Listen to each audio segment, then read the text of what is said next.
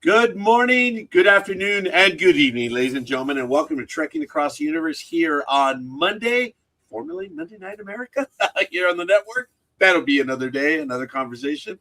It is February 23rd, 2025. What a day it is. It's a bit warmer out here in Southern California, which is actually not too bad. And we're just trying to get around all the technical difficulties that we are having right now. So if you are on Facebook, we ask you to bear with us as we make the corrections right now.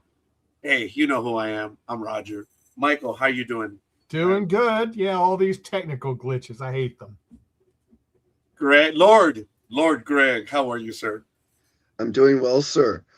Thank you. A bit blustery up here in the Northeast, and we've got we're in the middle of either a bomb cyclone or a nor'easter, whatever you want to call it. Cold and miserable. So you can't see the wall because of the blowing snow. So I figured we'd turn around and look at Bear Island for a bit. Well done, sir. In the Squire, you must be looking for one. Who knows? But it's all good. No, yeah. I'm too old for one. My fighting days are over. if this program is about hedge knights, well, I must be a lawn knight. So, because I don't qualify as a hedge. But it's all good. Let's just get into it real quick.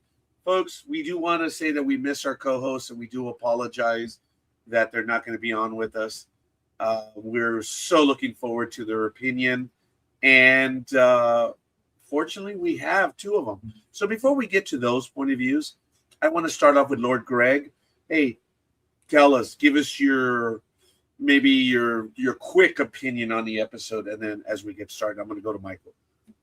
My quick opinion, wow. I mean, I thought it was a great wrap up for the denouement of the season. It really, it had a really good fast pace.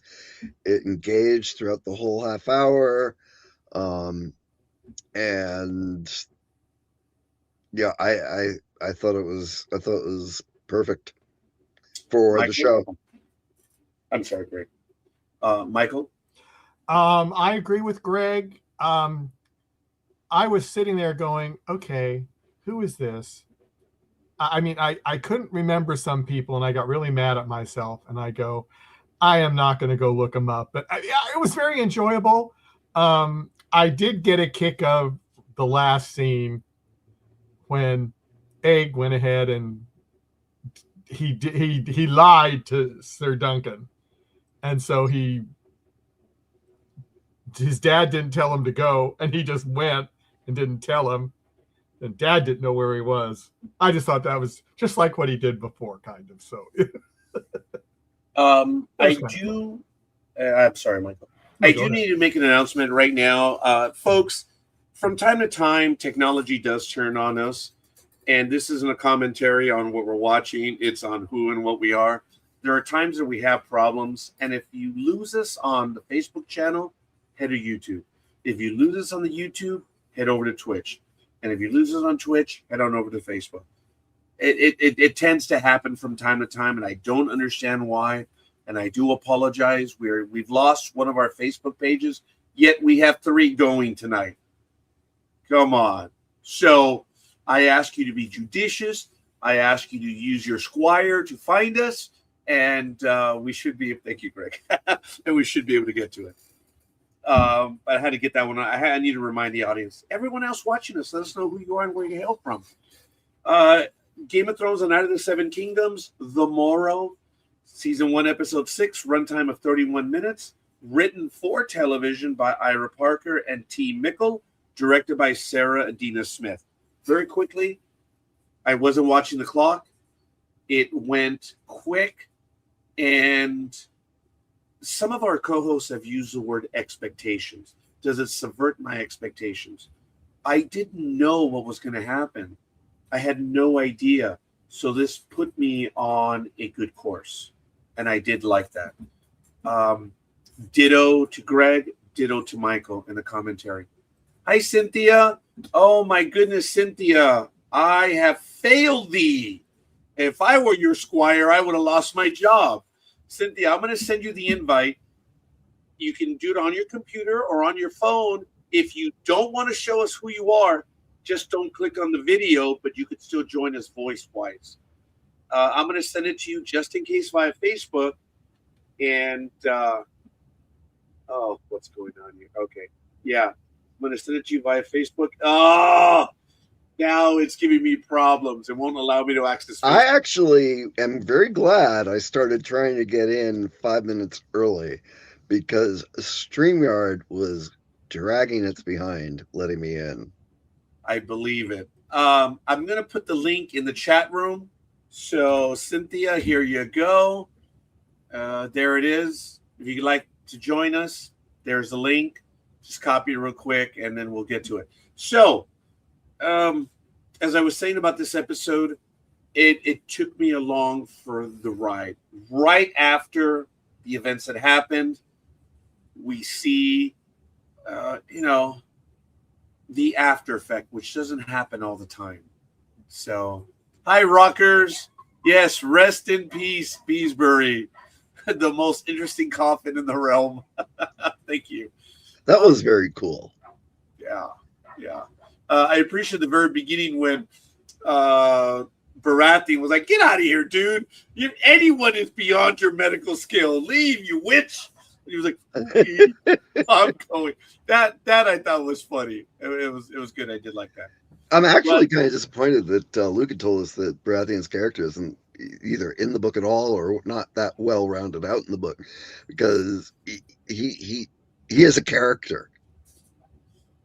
And I'm sorry, I think it would have been a lot of fun to go to Storm's End. And as a matter of fact, my client who was here just a few moments ago, Juan, found out that I was doing this, and he asked, "Oh, so have I read the tales?" I said, "No, not yet. So I'm gonna have to play catch up myself." So I'm looking forward to doing this. Yeah, my wife and I basically said the same thing earlier. Yeah, so we'll probably do the audiobooks while we're playing video games or something. Oh, that might not be a bad idea. So, folks, several of our co-hosts took the time to record their comments, and I think we're going to get to them right now. Michael, if you would, I apologize. You did educate me properly. Now, whether I followed through or not is different. Folks, Luke, 2 weeks in a row, gives us a comment, and here we go. The Hedge Knight, Episode 6, critique. Here we go. Okay, well, here we are at the end, and I'm afraid I am not all that happy.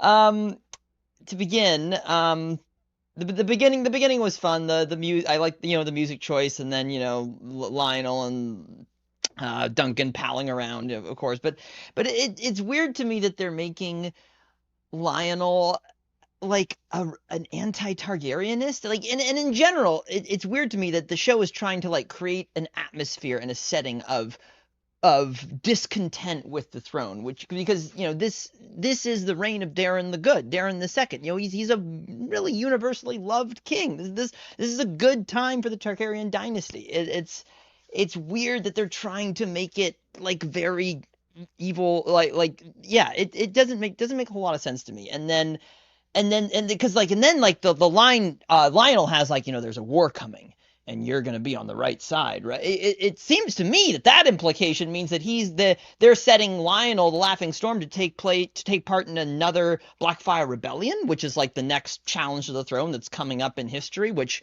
really doesn't make any sense because that doesn't happen. The only thing they might be referring to is when Aegon does become king, when he becomes Aegon the Fifth, Aegon the Unlikely, many years from now, and Duncan is his Kingsguard. Aegon's son is betrothed to Lionel's daughter, but then that betrothal is broken because Aegon's son runs off with someone else. and then Lionel gets really upset, declares himself a Storm King, and secedes from the throne. It's a very, very short rebellion, and Duncan, beats him in single combat, and it's all fine again. But that's many years later, totally separate show. It's weird to me. I don't know why they're setting Lionel up to be a rebel. It seems like, and anti-Targaryenish in general, it doesn't make sense. I did think it's funny how a little note how Maekar is sending Aerion off to the free cities to get reformed. It's so weird that a lot of people do this. Everyone thinks it's a good idea to send people to the free cities to like be a better person, which is just weird because like the free cities is just like a place to like have fun and make merry and just do whatever you want. In the book, he specifically gets sent to Lyce, which is the free city, which has all the pleasure houses. That's what they're famous for, is all the pleasure houses of Lyce. So I feel like he's just gonna go off and just have sex with a bunch of prostitutes for like, how is that gonna reform him? It's funny. It's funny. I just think it's a funny thing. And then the flashback. So. I don't know what you guys thought about this. I was kind of confused because I didn't quite know if it was a flashback or a dream. Because Duncan is talking to him in the past tense. He's like, "Why did you never knight me? Were you afraid I would leave you?" Like almost like he's talking to Sir Arlen in a dream after he's died. And then I was thinking, well, maybe he's talking to that because he knows Sir Arlen is dying. And so he knows he's about to die, and so that's why he's talking to him in the past tense. So maybe it is a flashback. I'm thinking it's a flashback, but I don't know. I wonder what you guys thought of that, if it was a flashback or a dream. If it is a flashback, I don't like it because then that means that Duncan was never knighted. So he's not a knight, which really I think contradicts his character on a fundamental level, because that means he's telling this huge lie that he's building his whole life on this lie that he's a knight when he's actually not. And the book is a bit vague on this. I think I interpreted when I read the book that implies that he is definitely a knight, but it did make it a little bit vague. Was he actually knighted by Sir Arlen? I don't know. And that kind of feeds into that, like, why he hesitated to knight Sir Fossaway before the tournament, because maybe he knows he's not a knight, so he doesn't want to like make a false knight type of thing. But it's just, I don't think Sir Duncan would do this. Sir Duncan's character is the essence of true knighthood, a man who takes vows seriously, who is the soul of honor and righteousness and goodness but then the fact that he would tell this huge lie like this, it doesn't sit right with me. I don't this is like a fundamental contradiction with Duncan's character now. So it's weird that they make this flashback and say that he's not a knight. I don't like it. I don't get it. Bee magic was a funny moment. I like that. When the funeral of Sir Beesbury and Fossaway's like, how did they get the bees to swarm like that? And Rowan's like, they just put the queen bee in there. It's not bee magic, fucking bee magic. I thought that I got a good chuckle out of that. And then I think maybe my favorite moment in the episode was when when Egg went in to kill Aerion. And there's just that moment with the three family members, Aerion and Egg and Maekar, and it was just a really, really soulful, humanizing moment for the three of them. And it's just really, I mean, performances were really solid in that moment. Nonverbal acting is really, really, really hard. Some of the hardest you can do, I personally think.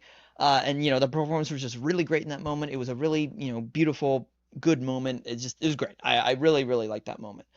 And then we come to the end, which is like, man, I was ready to be swept away by that ending. They were riding off together into the sunset. The ghost of Sir Arlen was there riding with them, and then he turns off, and it's like, oh, what a wonderful, whimsical, funny moment. It's like, it's undercutting epicness, which is like, kind of the theme of the show. It's really wonderful. It's beautiful. Like, oh, this is great. Okay, well, they're bringing me back at the end. And then right when I'm ready for the credits to roll, then they have this crazy scene with Maekar searching for Egg, so that implying that Egg snuck off without his father's permission, which is nuts. So this changes the whole complete dynamic. So now they're fugitives. Like so in the book, like there's no drama with whether Duncan and Egg go together. They just Maekar and Duncan have one conversation. It's the one they have at the beginning of the episode, and that's it. Duncan says, "Yeah, of course, I'll take Egg, but not to Summerhall because he needs to be one with the people." And Maekar's like, "What? He's Blood of the Dragon. He can't do that. He can't live like a peasant." And then Duncan has that great line, about like, well, I bet Arian didn't sleep in any inns, and I bet Arian's meat was raw and bloody and rare, implying that, Arian was a pampered, spoiled person, and Maekar just walks away, doesn't say a word, and, it's implied that, he was just won over by that argument. It was a great moment. And then Egg comes along. So it's just instantaneous. There's no back and forth about will Egg go with him or won't he? So it just felt like they were just trying to add on pad showtime. It felt like an unnecessary drama. But it just doesn't make any sense, because if Egg doesn't leave with his father's blessing, then that means they're fugitives. So Maekar would then immediately send out, he'd be like a massive manhunt. We got to get Egg back. He's my last son. We got to get him back. So it's very likely they would be immediately spotted and taken back. And Egg is not acting like they're in a hurry or they're like on the run from something. And how would Egg even know if his father didn't send Egg to Duncan? Then how would Egg even know to go with Duncan? Because the last conversation Duncan and Egg have in the show, Duncan says, "No, I can't do it." And Egg says, "Well, maybe you're not the knight I thought you were." And then that's it. So how would Egg even know to run away and go to Duncan if his father doesn't tell him to go to? And then in the next season, this totally changes the dynamic. Are they going to be on the run? Are they going to show them like hiding from the king, or do they just ignore it? And it was a very frustrating ending for me. I don't understand why they did that. It was so weird. Yeah. So I am displeased. I am saddened and displeased. Rating time. I will pause. So rating, it's gonna have to be a 6 out of 10 for me on this one. This show started out so wonderfully, and it peaked at season 4 for me, and it was amazing. But they just, I don't know, they didn't stick the landing for me. It just didn't work. Not for me.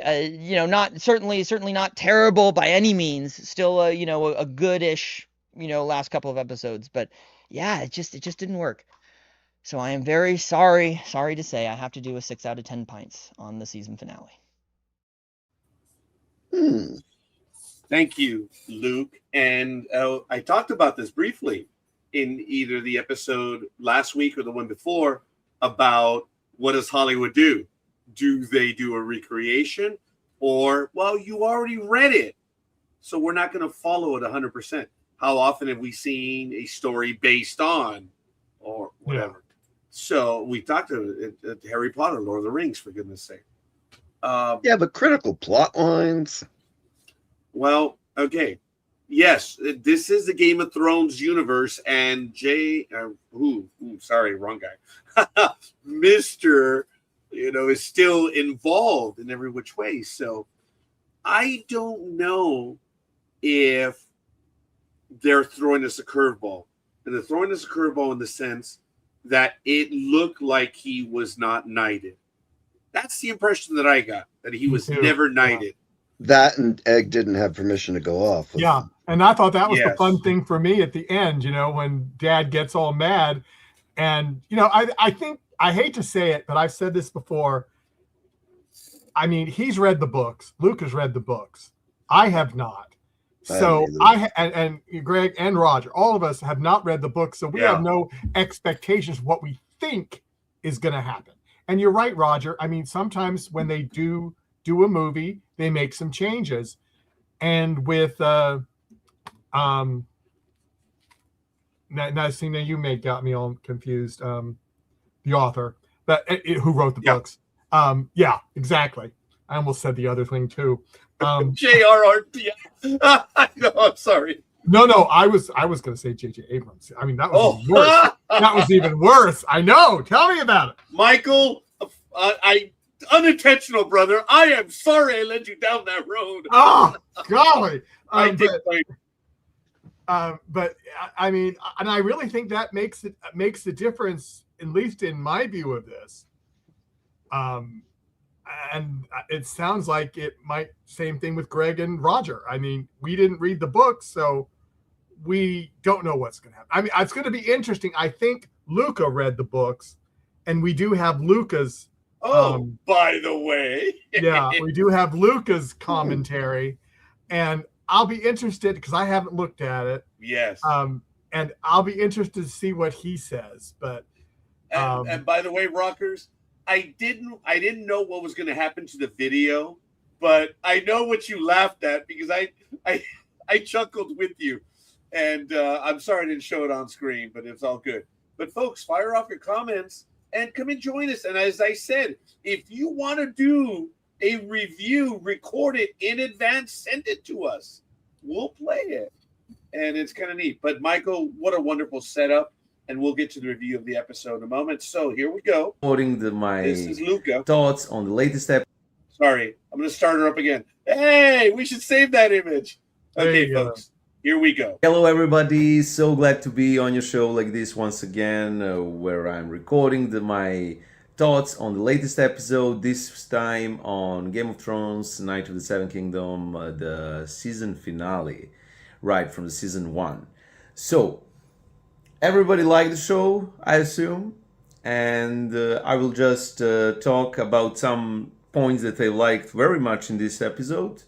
And first of all, I'm going to give my reviews on the 4th and 5th episode, because I know, Roger and Michael, that you're keeping score for reviews, I mean for like our impressions. So my rating for the 4th episode would be a high 9, and the 5th episode, I assume everybody rated 10. For me, it was also a 10. I know we didn't discuss that one, but it was an amazing episode, and I watched it with one of my closest friends who read all the books, and I don't know much things from the books, so I didn't know that Baelor is going to die, right? So he was just silent and watched all the time, and I was so shocked. He was, of course, not, but it was a very, as he said, I knew that it's going to happen, but I didn't know how it's going to happen, so he was also a bit shocked.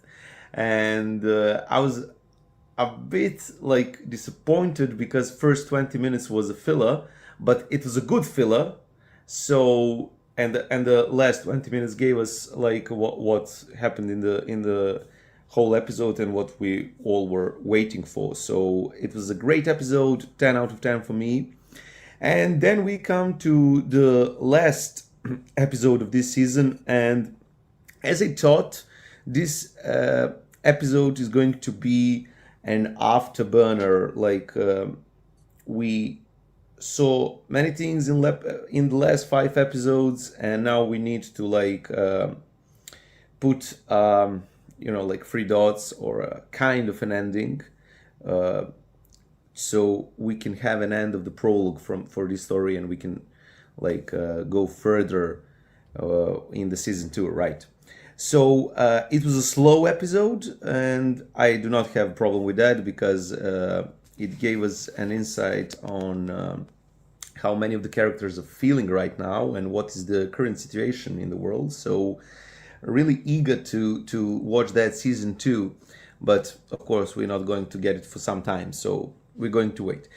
Okay, so the main thing I liked in this one was the Maker character. So from the like a bit angry man who is sometimes goofy. There was a couple of jokes made by him that was amazing when they were talking about Trials of Seven the first time.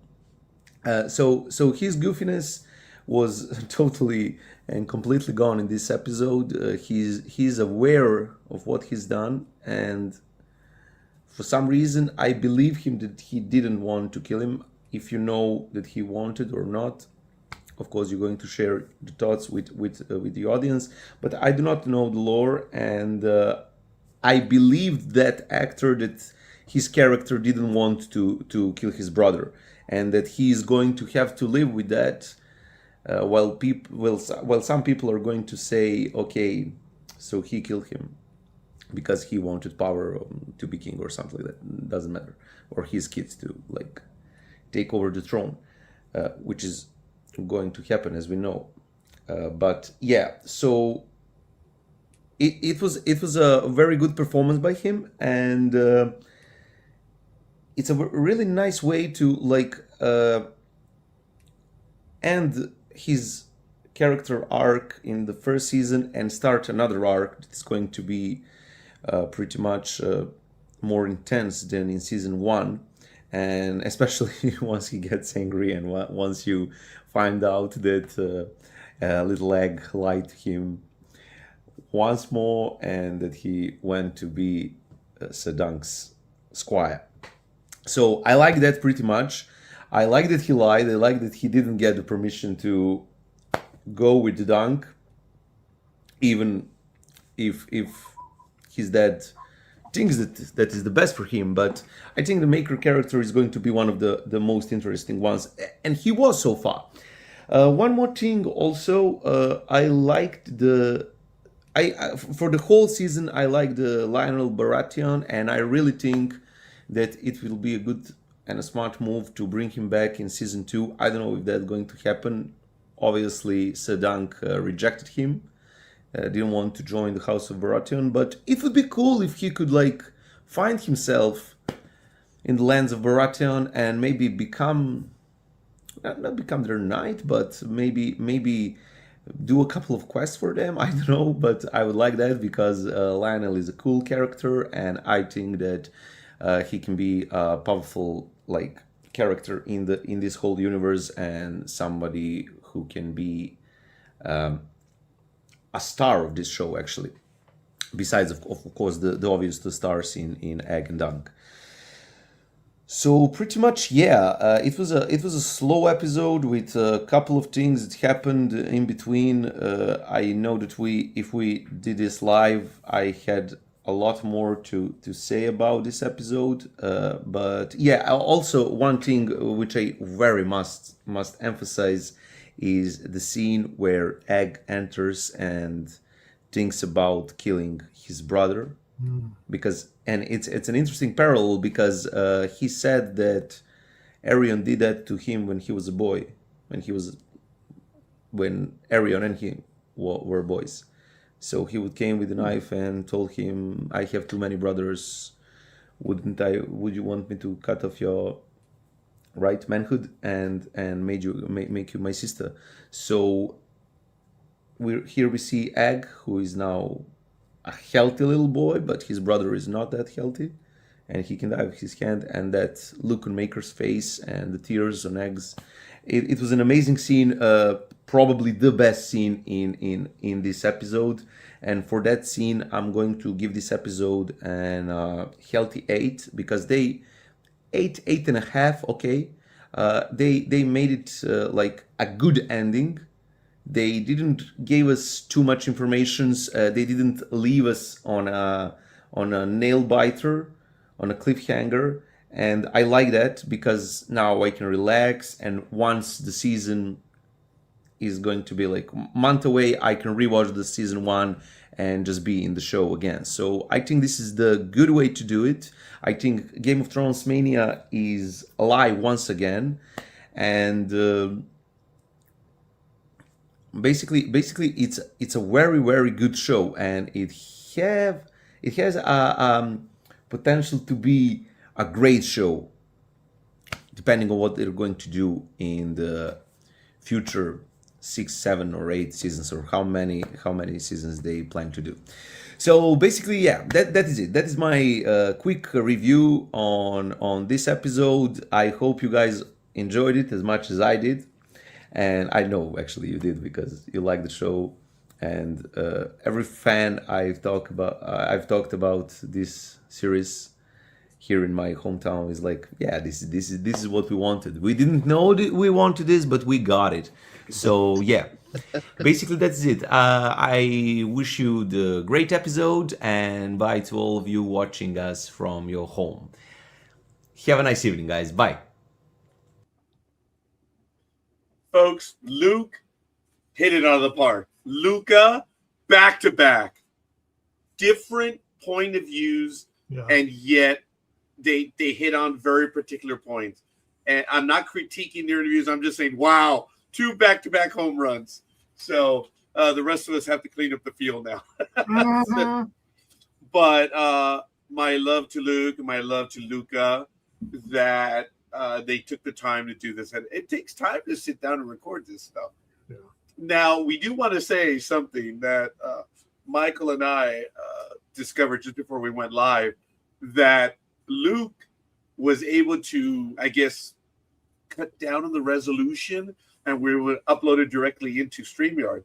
The other one from Luca came in all its glory, baby.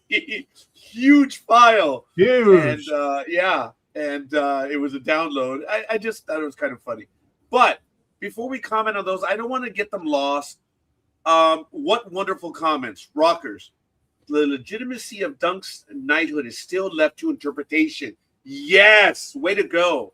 Since Arlen didn't die then and there could be lots of time to knight Dunk after that conversation. You know, I didn't think about that. The way I would say, Rockers, is I think we're only seeing one side of his thinking. We're not seeing the other side. And he's having flashbacks or memories, but we're not seeing all of them. So, yeah, that was a good comment. Cynthia says, it's so cool that Brienne of Tarth is Dunk's relative. She wasn't a knight either, but believed wholeheartedly in the nightlife and beliefs.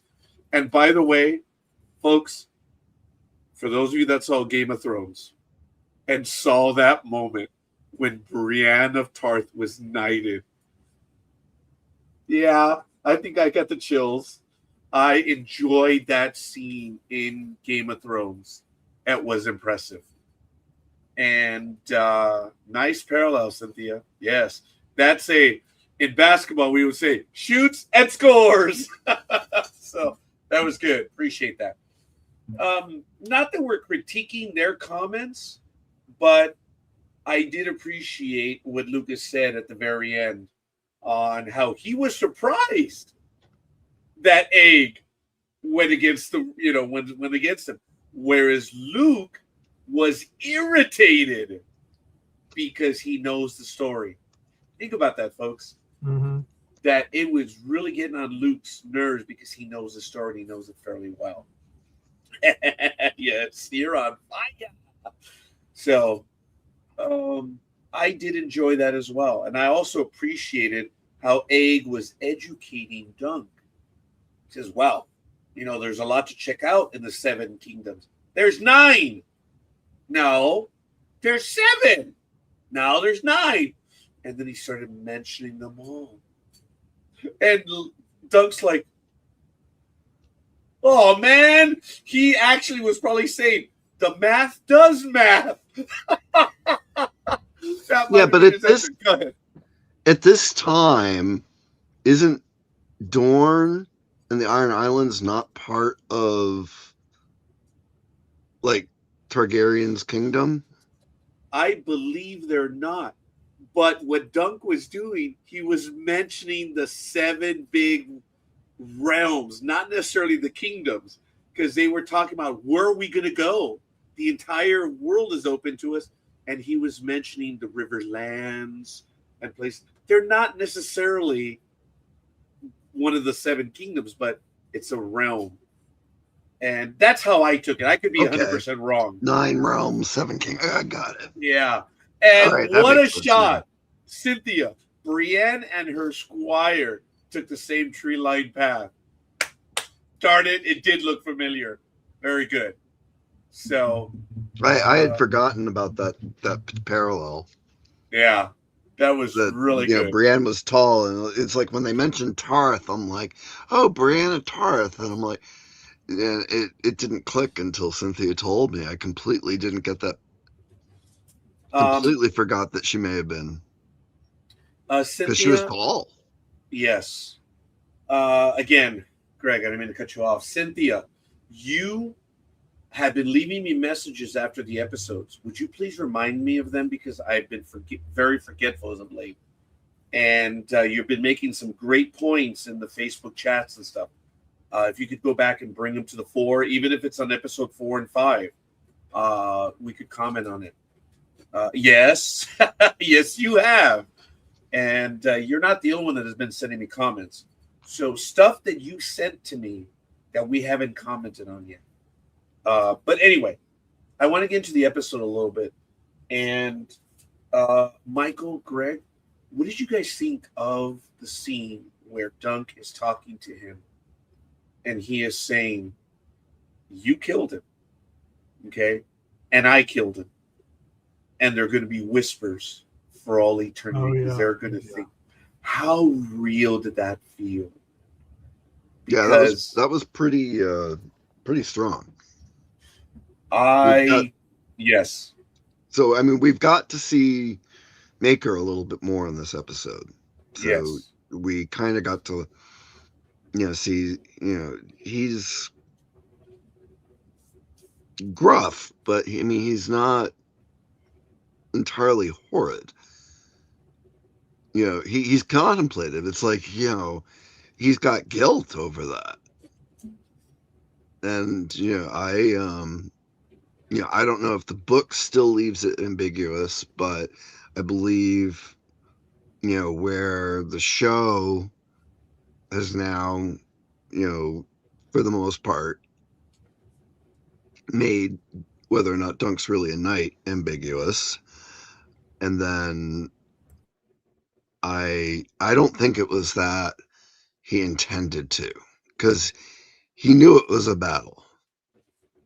And, they mentioned that Maker, was very strong.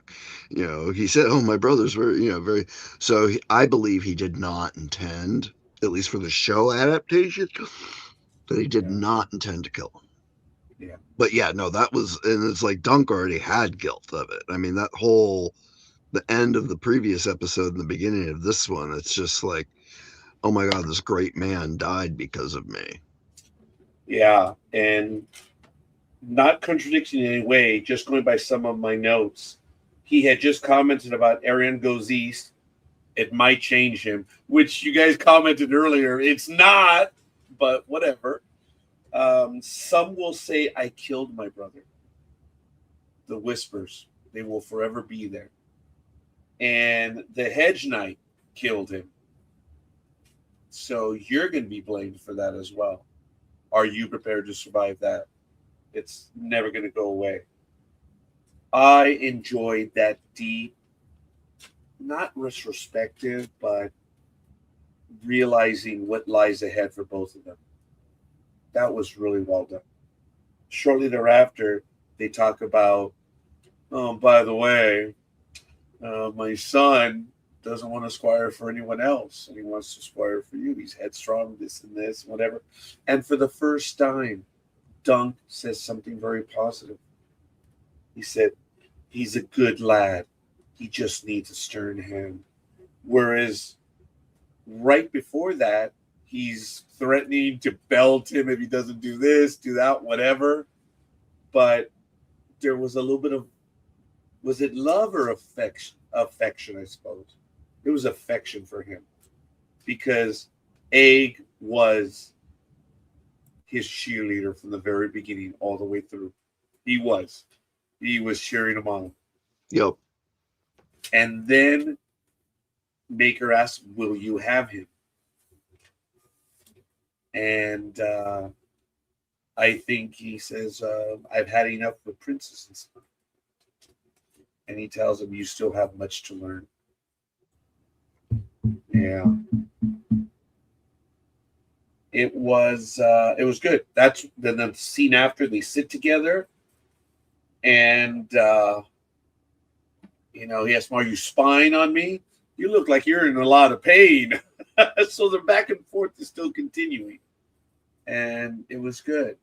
But that scene, I believe Luke mentioned it, and Luca, where Egg went in there, almost unfinished business. And Maker didn't disarm him, but he took hold of him. That was, yeah, Greg, that was raw power, huh? Yeah, no, I think that for me, that was like without any dialogue, showed that Maker understands Yes.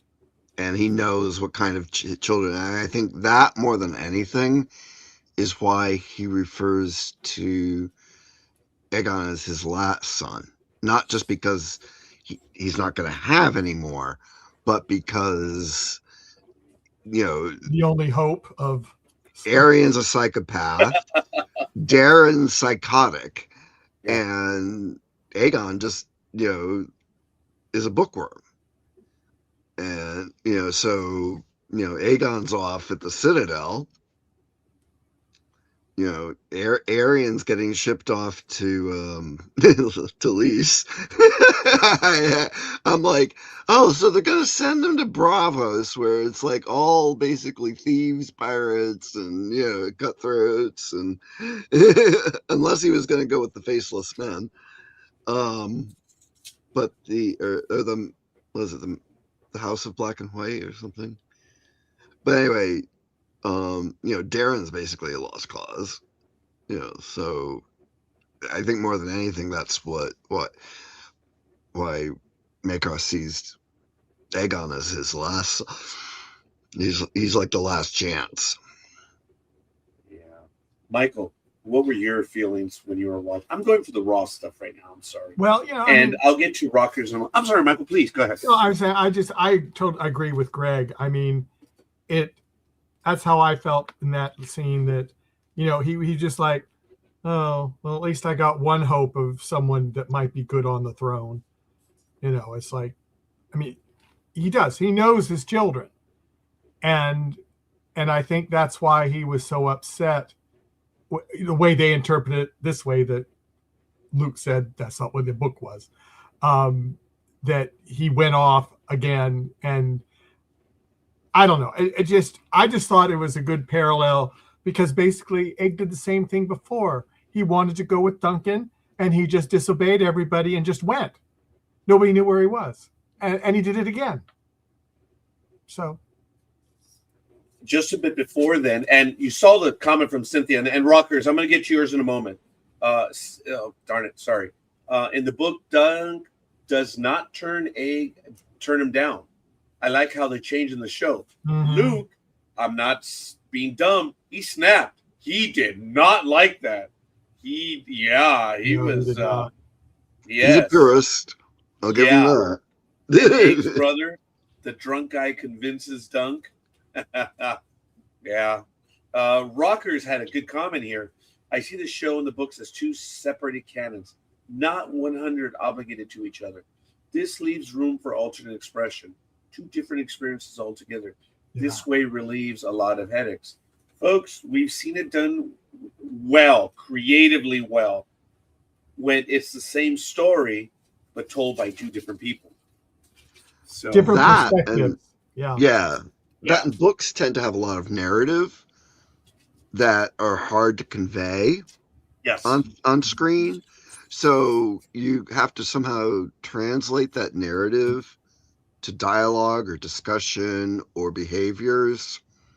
Because it's like, well, one of the things I'll think, Frank Herbert's Dune is one of my favorite books, but the David Lynch adaptation, it had all that extra inner monologue as narrative, and it's like it almost detracted from it being a film, because he's like trying to move the story along.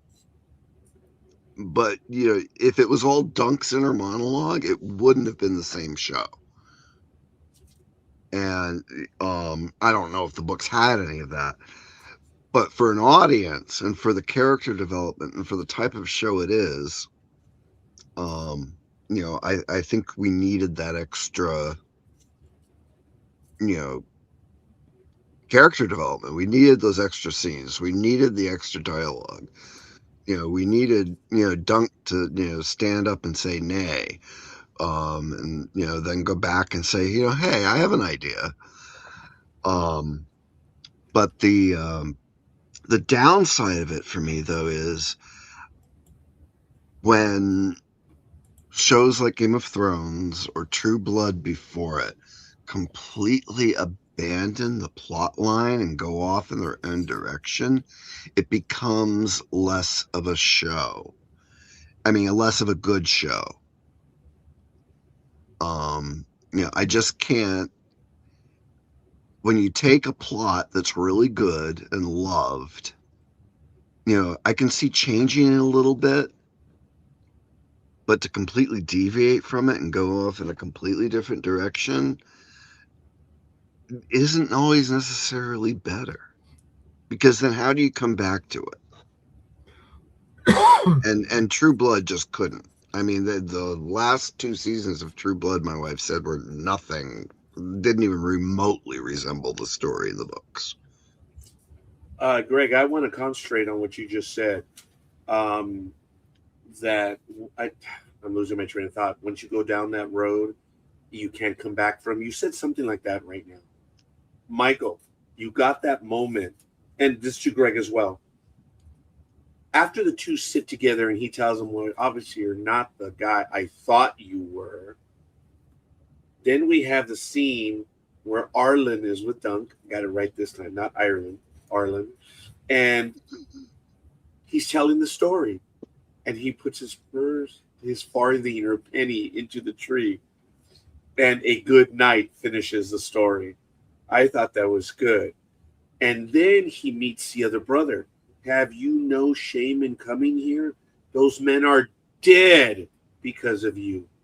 So while Dunk is reminding him, hey, we're here because of you, jackhole, And while he's telling the story, setting up the penny tree, then Aeg, while this was going on, I apologize, I jumped over. He argues with him. He says Aeg is no monster. Remember, he said he was monster. He's no monster, not him. And then right away, he's in his room. He gets the instrument, and Aeg, knife in hand, goes to his brother.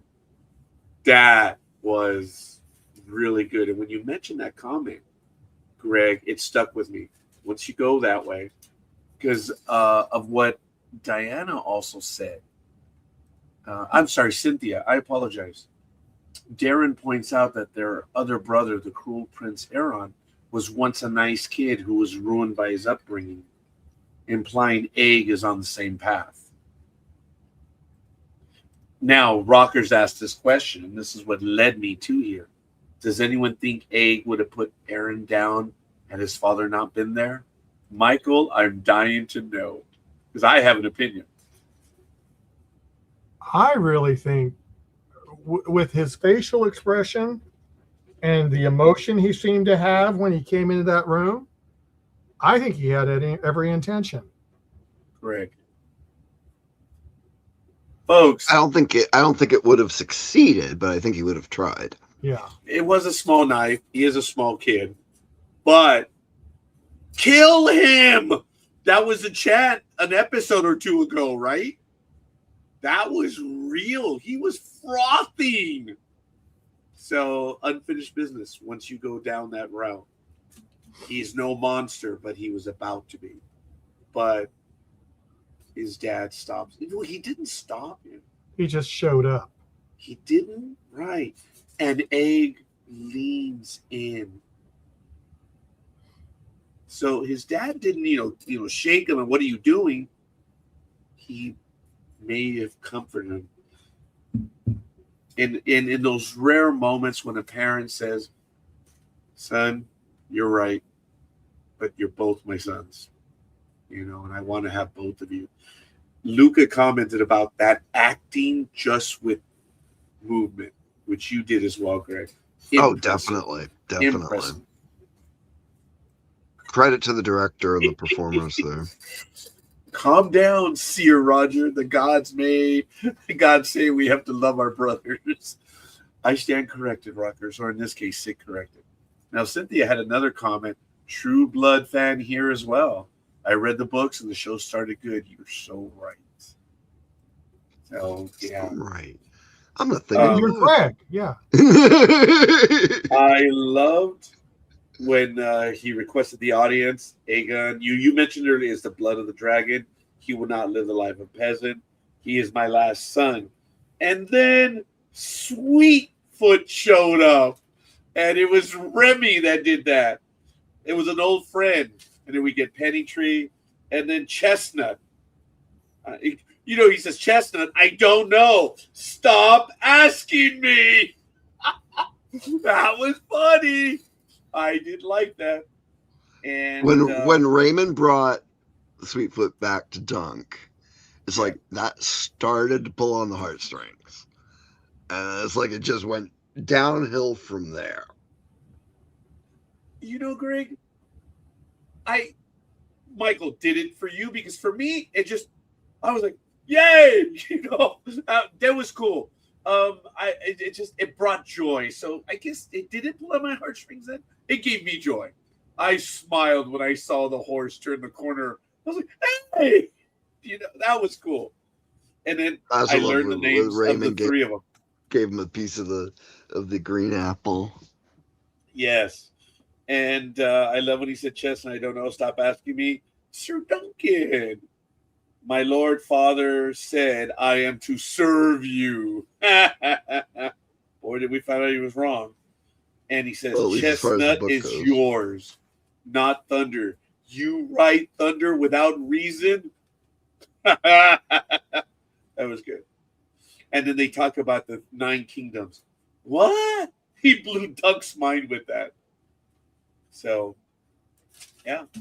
I was a bit surprised by the that he went against her, but he did that the first time around. I mean, it may have been, for television, to do the dramatic thing. Maybe they intended that last thing with Maekar to be an after credit. Because I have to agree with Luke. I think going from that serious, touching moment, as like I'm all choked up, to Maekar going, where is that boy? It's like, it kind of changed the setting of it, and when Luke said that, that's not how the book is. It's like, oh God, are they completely going to destroy the second season by having this whole subplot of Maekar looking for Aegon? Well, Greg, since I didn't know, so I was like, okay, cool, let's see what's going to happen. But now being educated by everyone here and in the reviewers, I don't believe they're going to be fugitives for long. Something's going to happen, and it'll change everything. Michael, how many times have we learned that they can change it in one episode? The creativity can one line of silence. Actually, even one line, yeah, which Michael and I have poo-pooed over the last few years, and even Greg, I think he's been on. From time to time, I say Mike and I. Folks, I apologize. Greg and I have done a lot of reviews as well, but I just know that Mike and I have, on air, we've like, I could have done a little bit better.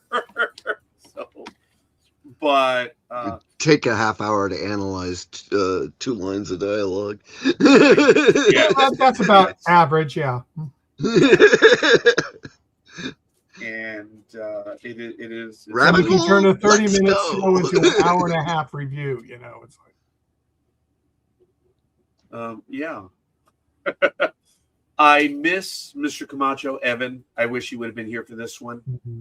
And I also miss Luke and Luca, but I am so touched that they were able to take the time. And I know Evan is working, and that's first and foremost.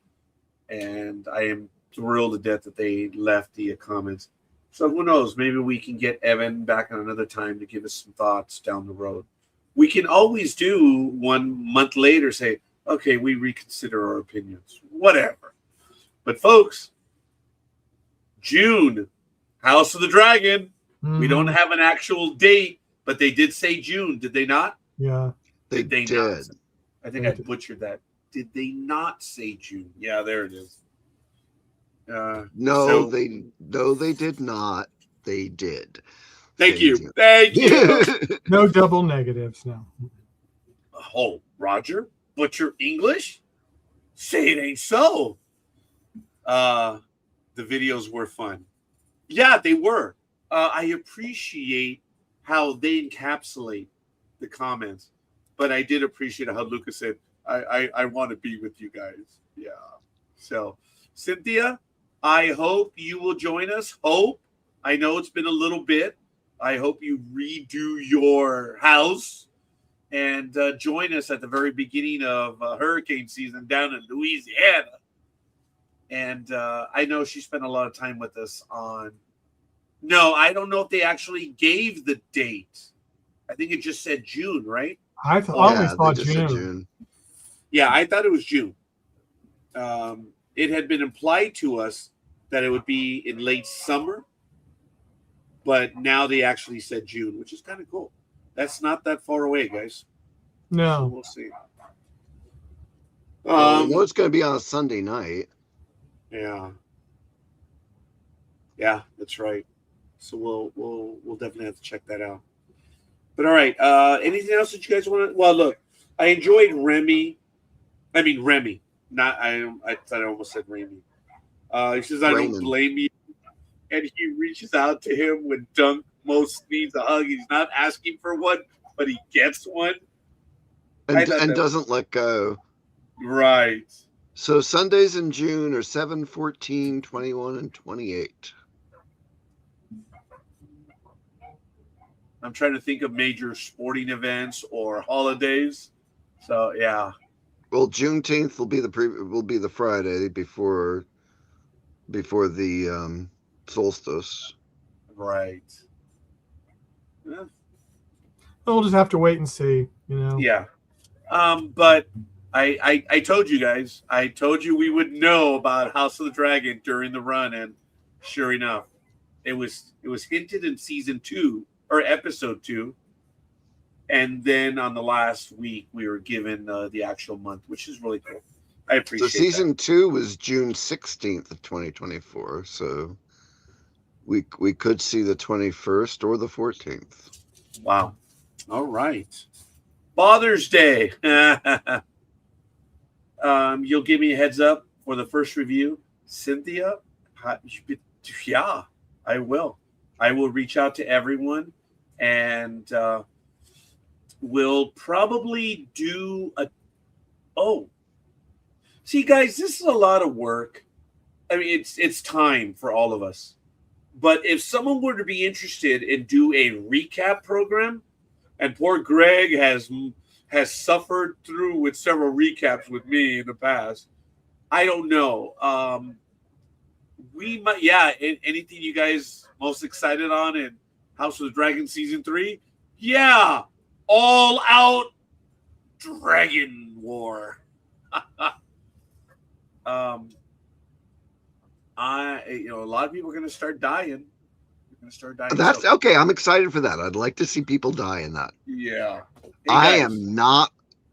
I mean, I watch it, but it's a show I wish was done much differently. I wish they put more into the story. It just. Yes, 100%, Greg. We talked about that. Last season. But I am excited, guys. We might have 8 people reviewing these episodes. That is exciting. That is exciting. I got thank you, Bobby Nash. We got a like from Bobby. So Hey, Bobby. Yeah, he wanted to come, but he hadn't even been able to. I don't think he's even started this show because he's been so busy. yeah. Hey, so look, folks, you want to join us? Let us know. But I'm thinking that we're actually going to have quite a few people. She says, I want to see the fight. Rhaenyra winning, dreading the end, though. Jeffrey spoiled it. Yeah, actually, Jeffrey spoiled several things. When he dissed his dad, I said, hey, there's 4 pages for Dunk in the book. And there's one for you. Or something like that. It was kind of interesting. But, we all knew how this ended, unfortunately. But I'm looking forward to it. And I can't wait to see what more there is going to be in Game of Thrones. the entire universe. But if anyone is interested in doing a pre-show, let me know. I might be down for that, and we can do the week before. We'll talk to everyone and see. Mondays, yeah. Guys, remember season 1? Oh my God, that was hard, but it was exciting, wasn't it, Greg? Yeah. I It was just- don't think I was able to join you for season 1. Oh, Michael. Because it was no, that was that we did that for House of the Dragon. That's when that time was, right Yeah. after the show. They were on at 9 o'clock.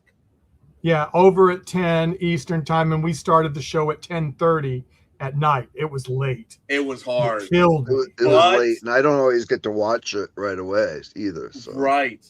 But let me tell you, there was a committed crew. We were Yeah. watching it minutes after it ended. The conversations were lively, but the reality was it was hard on all of the hosts. It wasn't hard on me because I'm on the West Coast, but on everyone else, I could tell. And Mike, it like drooled out one day. It's like, dude, it's hard right after the episode. Clink. We changed it to Monday, and it's worked ever since then. Yeah. I don't mind this time slot. It's tough having two concurrent. Yeah, it is. To commit to watching, 2 episodes of 2 shows. Thank God there's nothing else right now.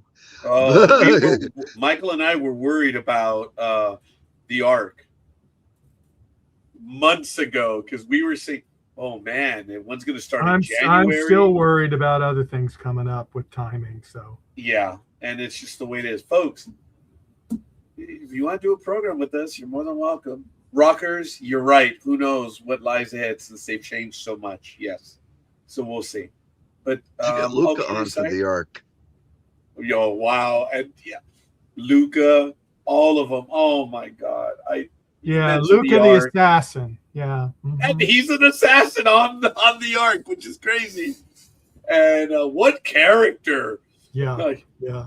I still have to go back and watch the other show that the girl from the Librarians is in, and he was in a few episodes.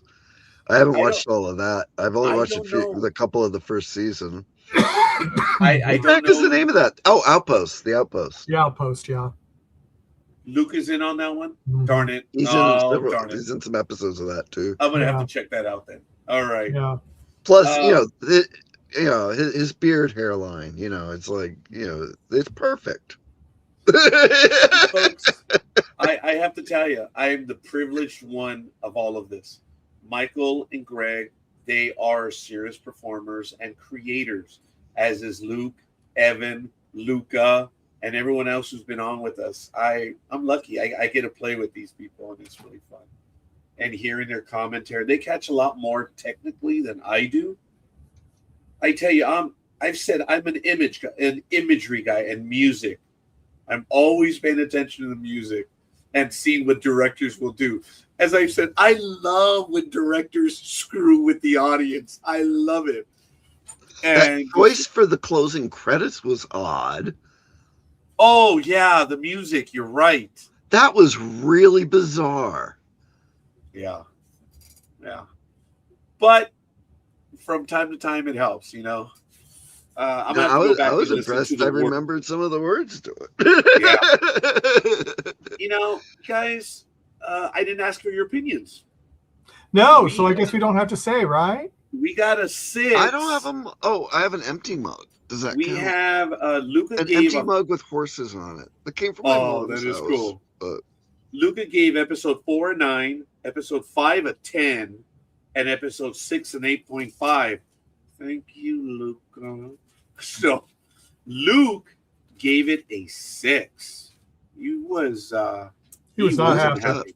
he was upset with them. Rockers and Cynthia, I need your score, please. I heard the line Sir Arnon says about a good night always finishing his story was a friendly Oh!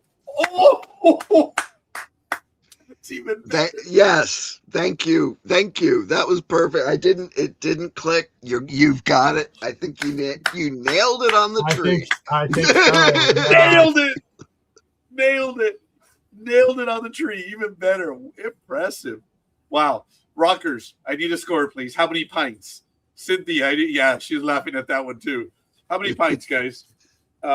Michael? I'm going to give it a 9. Just because, I mean, I wasn't expecting anything. And I enjoyed it. And I just thought I think it's going to make season 2 interesting. I'm glad I didn't know how the book was, because Me too. I think it would have changed my opinion, like it did the last time I heard about the book. I go, oh, well, then that changes what I'm going to grade it. So it's like, oh well. Yeah. But by the way, folks, when we started this on episode 1, Luke, what an awesome start to an episode when he set the entire history up of where we were. Mm-hmm. That was still one of the best guest, regular co-hosts now. What an intro. Yeah, that was his first time doing it. So, yeah. And talk about, hitting it out of the park. And keeping Greg. all that in his head. It's like, I remember looking at like that stuff online that was like, the who's what's the family trees and who came from where and what. And I couldn't remember all that. I'm lucky I can remember half the characters' names by the end of the first season. Oh, Greg, you and I have talked about that. Oh, even 3 seasons for me. I mean, I liked it. Pushed along nicely. 10 pints and another apple for Sweetfoot. Oh, man. I love it. Cynthia, you read it. Dunk almost died. Baratheon's maester poked his side with his finger. Egg almost killing his brother. A 10. Greg, what was your score? I'm going to give it a 9. It would have been a 10, except we had to see somebody peeing. but just from the side. Yeah, but they still showed the stream. Yeah, so that killed it for you. So that's a pint. That's a pint on the floor for me. Yes. Cynthia, he agrees. Look, 8.5. Luke gave it a 6. So it was a 6, 8.5, 9 and 9, 10 and 10.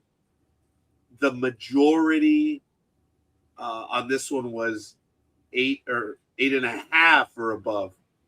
Folks, there might have been a few technical things because I don't know if Luke or Luca mentioned, was it a dream? Was it a flashback? And I wanted to answer that. I took it as, since when we saw it, he was still hurt. He was remembering. So I think it was more of a flashback. I don't know if that's a technical argument or not. No, I would agree with that. I would say it's a flashback because it follows the tone of the show. Yeah. So I will give this one, I think, my highest score to date. What a way to end. I gave it a 9. A 9. Yes. I'd say for a denouement, it was a very strong one. It kept the energy of the scene of the last scene of the previous episode right at that level. It didn't fizzle out like some other shows have. Well, Rockers had the comment. I liked it, pushed along nicely. I've talked about that. Did you look at your clock or your watch? I did not. Michael? No. Greg, no. Yeah. Luca thought it was slow, but oh, that's right. He did say 20 and 20 or something like that, right? Yeah, it was it was a somber pace, but it was engaging. Yes. Now, Cynthia says it ended on a positive note. Very different from House of Dragons and Game of Thrones. Definitely. It actually did. It really Yeah. did. I would give it a high 9, but Rockers, I'm going to steal your apple. I give it an apple too. That was cool. You know, they treat the well, okay, no, I take it back. They treated certain animals very well. Others, unfortunately, were treated badly by evil people. So even though we're running long, I got a cute anecdote. Go for My it. mother used to bring the apples down to the barn in her jacket. And of course, we had Colt Jr. Always knew that the apples were in her jacket. And he would like try to get his muzzle in her jacket to get at the apples. That is cool. Guys, it was a sweet moment when, Sweetfoot showed up. But I loved what he said at the end. Chestnut's yours. You write thunder without reason. We're talking. That was cool. I enjoyed that. So we have additional characters in there. So folks, Evan, I'm sorry you weren't here. I appreciate Evan you being here. Luke again, Luca, wow, and Cynthia, Rockers. You guys have been great, man. You guys are always here, and we appreciate your commentary. And Cynthia's read them as well, but she, it's interesting. So this is cool. Hopefully, Cynthia, you'll join us for House of the Dragons. And Rockers, maybe you'll join us live also for House of the Dragon. Remember, you guys don't have to show your face. We just have to know it's you, and you can give your opinions. And if you want to record your opinion, go for it. A few minutes, let us know. And we'll see. Egg's performance was so awesome. We didn't say it, and yes, It was. Yeah. throughout the whole show. yeah. I mean, that for a 12-year-old to be performing like that's crazy. I like that. We all win seeing a different side of Westeros and never before seen characters. Now, Definitely. thank you. Thank everyone, folks. We do this as much as for ourselves. We're not arrogant and believe, we do this for you. Oh, come on. We need your comments. We love your comments. So if we're any good, it's because of you guys. And we're just fans ourselves. I want to thank everyone. Don't forget to head on over to ndbmedia.net. There's a lot of stuff going on. If you haven't been watching, Michael has got a lot of stuff going on. Yeah. As a And matter of fact, the big is it announcement in the next official, few Michael? days. Will you be in Los Angeles? Yes. I mean, Anaheim? It is Yes. official. When are you going to be in Anaheim? Just to say we're going to be at WonderCon. WonderCon is from the 27th to the 29th. We actually have a panel there that's going to be going on. We can't say the date right now or the time, but Of we will course. be there. And it is going to be on one of our main topics we've used on Talented Universe starting a year ago. It's going to be on vertical dramas. We're going to have a panel of actors and other professionals that are in that genre, and it's going to be interesting. We're in a And- room that holds 1,500 people. So we'll see what happens. Ladies and gentlemen, this is the rare times. NDB Media has done a lot of things over the years. I brag about them every now and then, but this will be another one. Michael discovered this at the very beginning, and he made it into something. People started copying him, and They did. now it's Michael. Well done. I am We're humbled. very excited about it. Yeah, it's big. It's huge. So, Michael, well done. And can't wait to see what's going to happen in the future. Greg, did you have any announcements? Nope. Catch us Saturday if you watch Star Trek. Join us as we either rip apart or applaud the 8th episode of Star Trek Academy or Starfleet Academy. Yeah, I hear you. Guys, it just has been fun. Too bad it was only 6 episodes. So I hope they do some more. Folks, on But behalf what of... a 6 episode. I mean, I don't do get it. not feel gypped. Oh! No, I don't either, Michael. Greg, sorry. I do not. No, I think they This one, captured this so Yeah. great, and I think dragging it out over 6 weeks kept the excitement going, kept it in mind.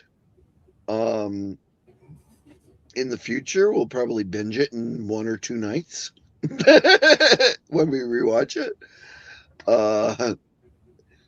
But I mean, the pace, it was just technically, it was so well put together.